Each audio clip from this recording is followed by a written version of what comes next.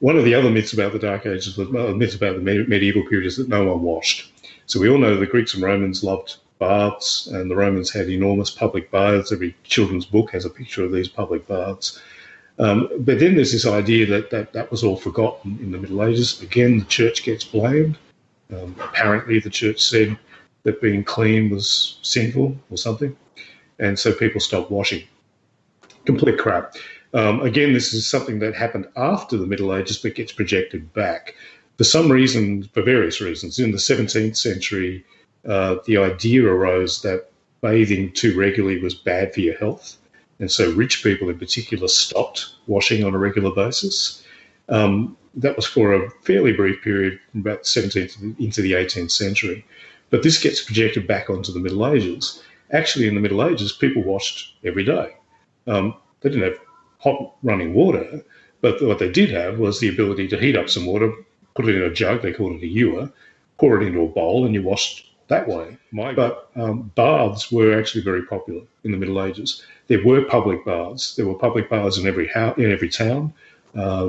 London, medieval London, had about several dozen of them, mainly on the south bank of the Thames. They were called stews in London, which is where we get the word stew from, soaking in hot water.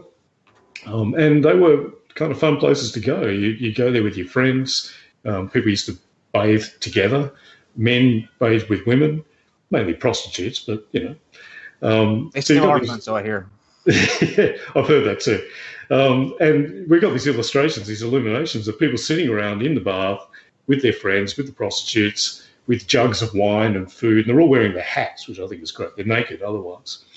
So there were plenty of baths, plenty of bath houses. In medieval Paris, there was a whole guild of bathhouse keepers, and you had various types of bathhouse. So you had the less respectable ones with the prostitutes, but you also had ones that was purely for noble people. You had ones which were purely for women. You had others which were associated with mineral springs, which were mainly for health treatments. People in the Middle Ages did wash, which probably brings us to plague. Have you guys have you heard of plague being associated with the Dark Ages and the medieval period? Oh, sure. And Moses, he was or Pharaoh. Pharaoh was a plague junkie too. Yeah, those plagues. Yeah. Well, the one that most people associate with the Middle Ages is the Black Death, which was a pandemic of various forms of plague. It was actually three forms of plague: bubonic plague, septicemic plague, and pneumonic plague. The differences being how the bacillus spread, and some forms of plague were more deadly than others. You don't want to get pneumonic plague; you will die, and very quickly.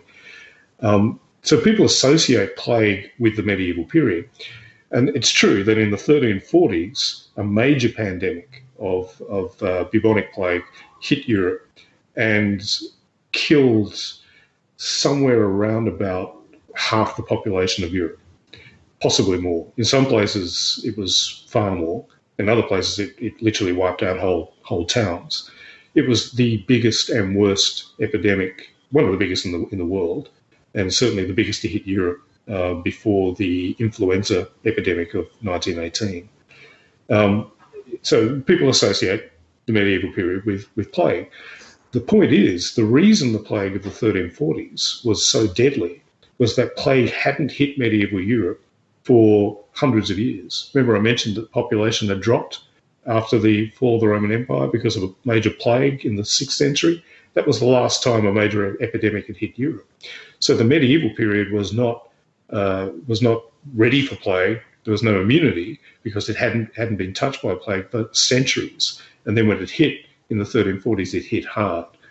Then it revisited over and over and over again. There was another epidemic in the 1360s. It was called the young dying because most of the people who died were people in their 20s and teens because they'd been born since the first visitation.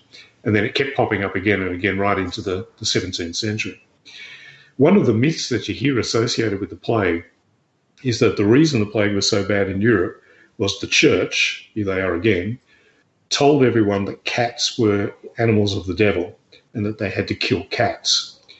So the story goes that there was this massive massacre of cats across medieval Europe because the Pope declared the cats to be diabolical, and as a result, numbers of rats vastly increased. Rats have fleas, fleas spread the plague, and that's why the plague happens. It's all due to the Catholic Church. Don't know if you guys, have you heard that one? No wonder cats are so angry these days. It makes sense. Yeah, the story makes sense. The only problem with it is that the massacre of cats never happened. Oh, thank God. So, there you go. It's okay, Kyle. Cats are safe. Yeah. In fact, medieval people kind of liked cats.